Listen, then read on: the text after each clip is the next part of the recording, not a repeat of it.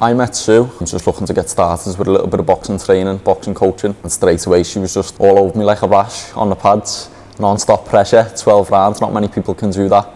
And hats off to her with the training there. Other than boxing as well, in between rounds and at the end of the session we have little chats and stuff about mental health, and I just stand there listening. To be honest, she knows what she's talking about. There's a lot to learn from her. It's boss to have met her.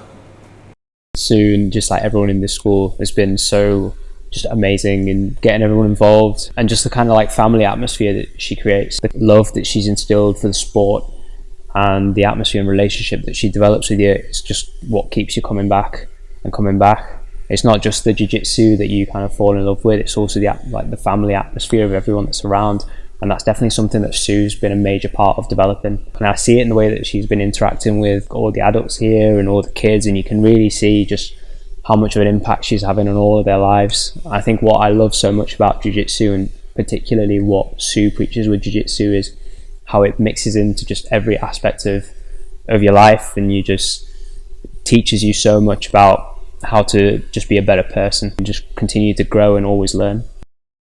I have to be honest, and I would say that my jiu-jitsu journey was accidental. I never even thought about doing martial arts as a child, and it was only when my friends suggested attending a local martial arts school that I was more intrigued and wanted to go along. The opportunity to go to a self-defense class was an escape from my everyday life. It was a little bit exciting. My first jiu-jitsu class fired my imagination and inspired me to believe that I could be more than I felt, and that is why I continue to go training week after week. Looking back now, I realise I was suffering from low self-esteem and confidence because of the skin grafts that had covered my body. Getting that exposure to jiu-jitsu slowly began to change my life. First met Sue at the age of 23, and we just become friends from there, and suddenly we bumped into each other in the cowbond camp, where Sue was very, very shy of coming out because Sue has loads of scars on her legs and wasn't very confident showing them. Where we had a bit of banter, it was either go out with them or we have the spar in the changing room. So she went out in the shorts. She never looked back from that moment. We used to bugger off to other gyms. We went to the A1 studios up in Liverpool. We did get asked not to come again. We killed one another for 5 rounds in there. When we got out of the ring, the coach asked us not to come back to A1 because we were too violent with each other in the ring. But outside of the ring, we're touch good friends. If you want a cuddle, you get a cuddle out of Sue. If you don't want a cuddle, she won't give you the cuddle, she'll give you the mouthful. She's a full-hearted lady whose dad would be proud of where she's come. She's opened up on the Instagram and we all read it. You know you can approach Sue at any moment with anything, and she always have a reply for you. I got introduced to martial arts with a friend, and he happened to train at Musha Martial Arts Academy based on Queen's Drive. Used to go up the stage in there. There used to be this really high desk, and Sue's little head would pop out from the desk, and this desk is about 5 foot high. You see Sue's little head pop over the desk in there, and she introduced me to a few classes what were on, and just got the bug for training. Fell in love with the training, fell in love with the people in the gym, and with Sue, and I made good friends, and me and Sue are still friends to this day. And we'd always have a laugh, and then Sue opened up to me about her past. You know, Sue's been through quite some traumatic things, especially in the childhood, you know, exposed to them sorts of things is kind of what's got her on this journey today, I believe. I spent my early childhood in Hague Heights in Everton.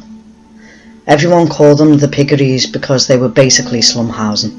It was the 10th of December 1975, exactly 12:01. A fire ripped through the house, the fire exits were blocked, the lifts didn't work, and my mother stood on the balcony with me in her arms screaming for help.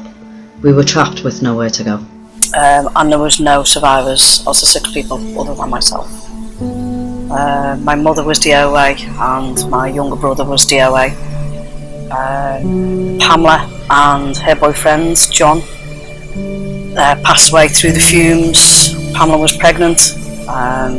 They were due to get married, I believe, on day after Boxing Day.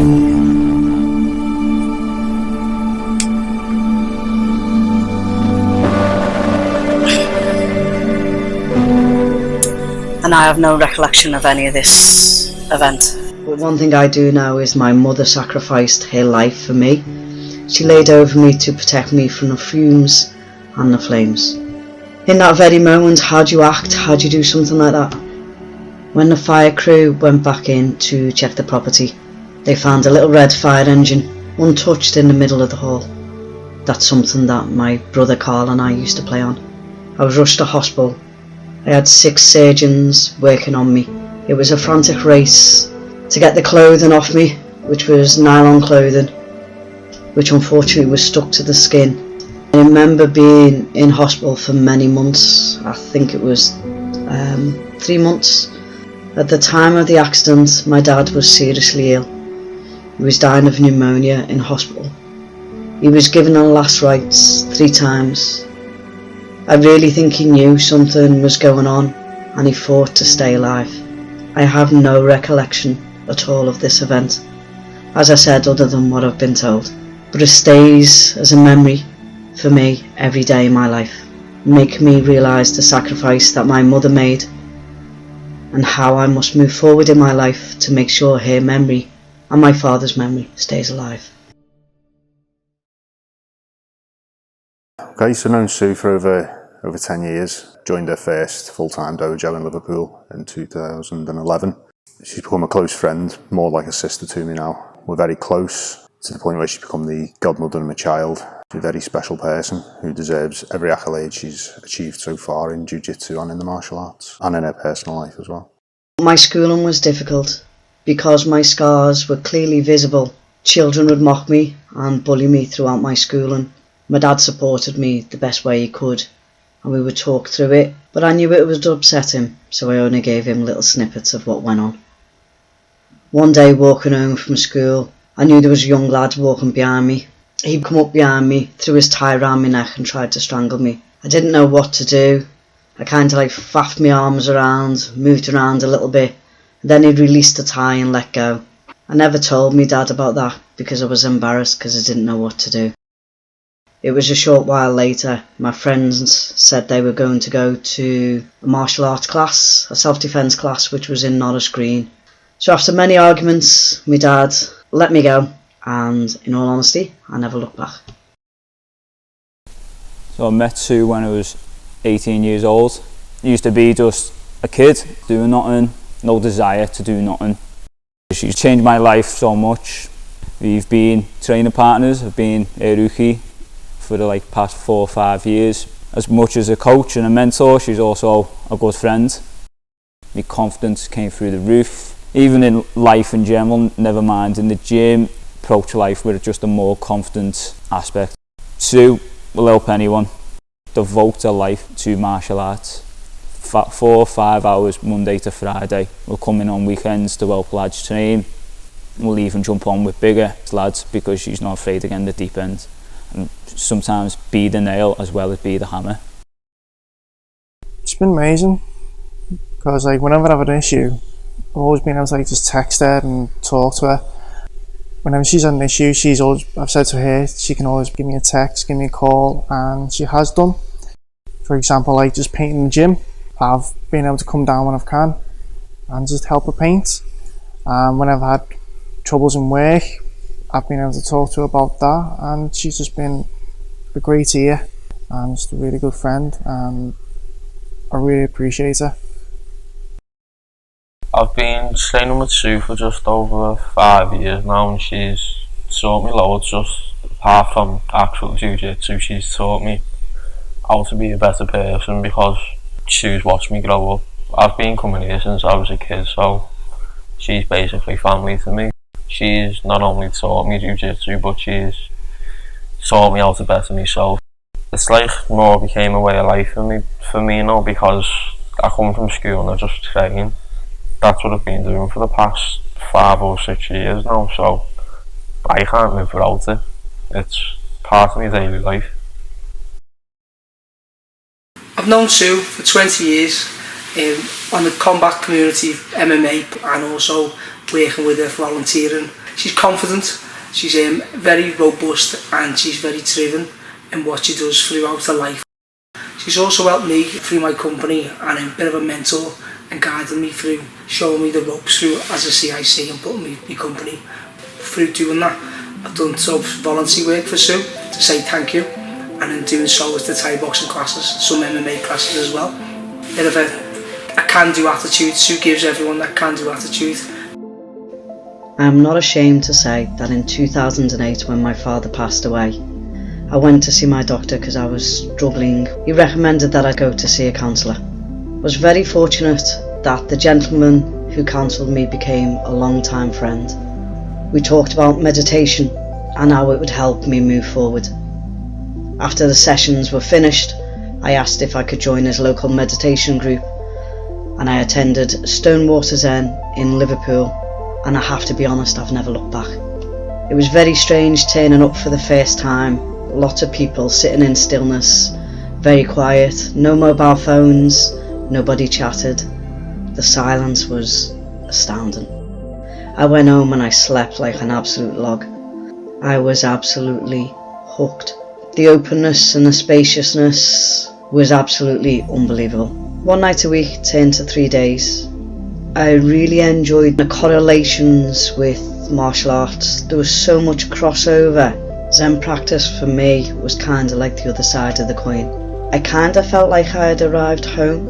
As the years passed, this passion grew and grew. In 2014, I asked to be ordained as a Buddhist priest. So I really look up to Sue as how disciplined she is, and doing so she's become an ordained monk, and that's showing resilience and making a work plan and set in stone what she should do, how she should live a life in regards to others and take others first before herself. That's also a big one for Sue. Tokudo, also known as leaving home ceremony, is about finding your peace and understanding. It is about losing attachment. Part of the service is that a few days before the event you will have your head shaved, completely shaved. The service is absolutely beautiful. Connection, the love, the warmth is beyond words. When the ceremony finished, I felt like a weight had been lifted.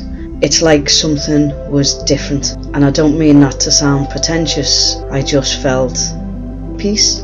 I actually believe this is my calling, not just as a martial artist, but as a friendly face that people can talk to, someone to open up to, someone just to be there. It was ultimately about serving my community and serving those around me.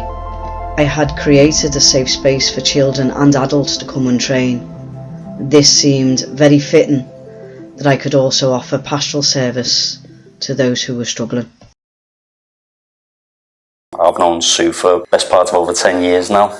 I originally started training with her in my early 20s. She had a gym in a different location. I just remember it was a really friendly atmosphere, great experience, great training, no pressure to compete or do anything like that. A couple of years later, I ended up having kids of my own. When they were about 5 or 6, wanting to start to get into martial arts themselves, I thought no better place really to get involved with Sue's. So it's a great place, and how she is with the kids is really brilliant. The kids come along, loved every minute of it. They've been coming now for a good few years. I've seen the confidence come along. They've grown as people. They were always quite shy kids now. They're humbly confident. I can see them standing up for themselves, and even the friends. Me and my partner had a letter from the school informing us that my daughter had actually stood up for a kid who wasn't in her class, wasn't one of her friends, who was being bullied by a group of other kids in a school. She stepped in, stopped that from happening, and reported the kids to the school teachers. My first Japanese Ju-Jitsu lesson was at Ella Green Comprehensive School. I was extremely nervous about attending the first session, but I was with my mates, so I had an uncanny confidence.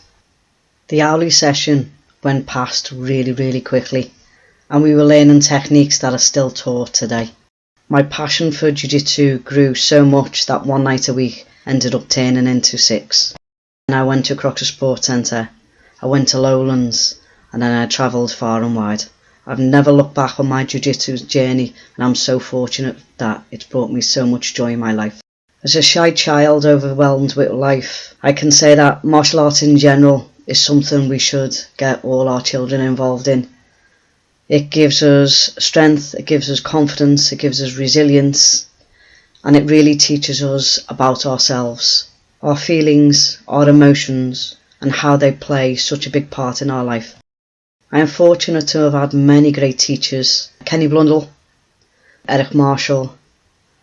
I trained with Paul Gagan, Jimmy Pape, Bobby Ashworth, Kenny Culshaw, John Greenall, teachers who are still today sharing their knowledge and their passion for Jiu-Jitsu.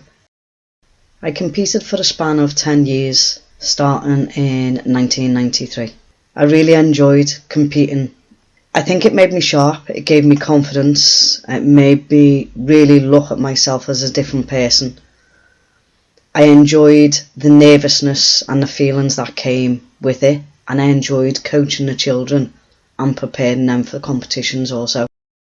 I've known Sue since I was 9-10 years old. She was very close with the guy who trained me, Martin Cunningham. And straight away from when I first started training, he told me, go and see Sue, she will look after you. And she fitted me for my first ever gi. So she's been very strongly involved in my martial arts career since I was a kid. She's always made me feel very welcome in the club. Anytime they've had a grading, she's always invited me down. I've invited guys from our club down as well. And the two clubs have just had a really strong relationship. As a person, she's just lovely. She's so nice, she's so kind. She's always made me feel welcome. And yeah, I don't think there's much else you can say about her. She's just a really lovely person. Jiu-Jitsu gives me the strength to be confident and keeps me fit, and it's just an amazing opportunity, especially with Sue, because she's just so kind. Sue's amazing. She's been dead nice to me, she's helped me learn, and she's just an amazing teacher all around. She's always so happy and someone you can just talk to. In 2008, my father passed away and left me a sum of money. This was a chance for me to take control of my own martial arts destiny. I felt I needed to do something good with the money. Something for him. It was up to me to make the most of my skills and establish an academy of my own. I always wanted to create a space where children could flourish. A place where they could feel safe, gain confidence, raise self-esteem, and a place where they could learn the skills and the values needed in everyday life. I embarked on a journey as head coach and founder of Mushin Combat Academy.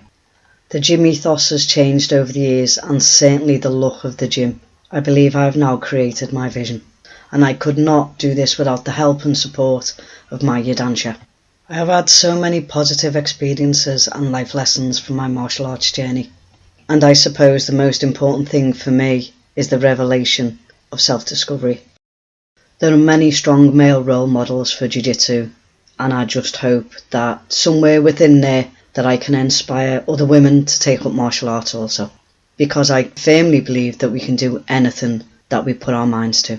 We can triumph over adversity, regardless of our gender, our background and our social standing. In 2014, my dad was diagnosed with cancer and he was only 47 years of age. He got 6 months left to live. At the time, I couldn't deal with it, didn't know how to deal with it. I kind of went off on a tangent and I ran away and I stopped training and I stopped teaching. I ended up losing my job of 9 years. I became homeless. So I ended up with liver failure, kidney failure, tried to take my own life numerous times. And in the backdrop sort of that, like I thought I pushed everyone away, but there were people that were still in the background that tried to help and wanted to help. The people that I hadn't pushed away and the people closest to me at the time, and it was Sue.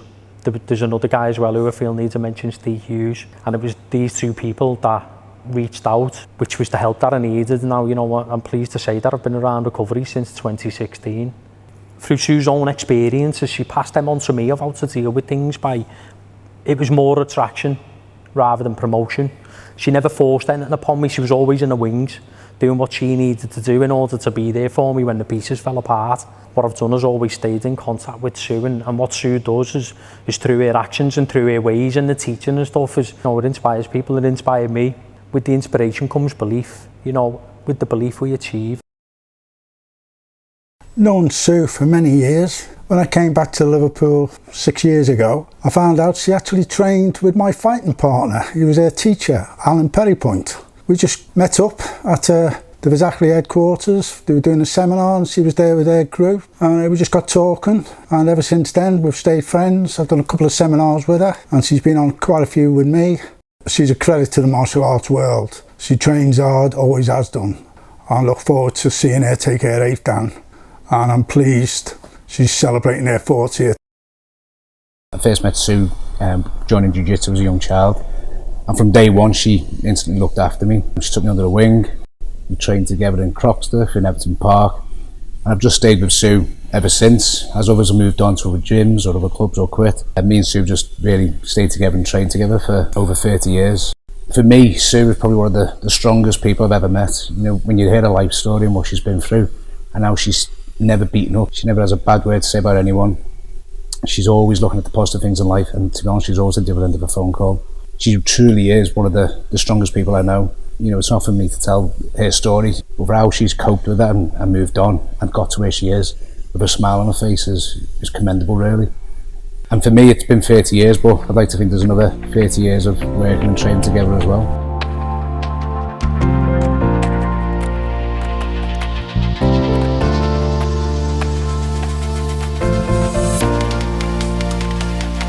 The sun and the moon don't show up in the sky for me. Life was given to me. The greatest gift in life is to find your purpose.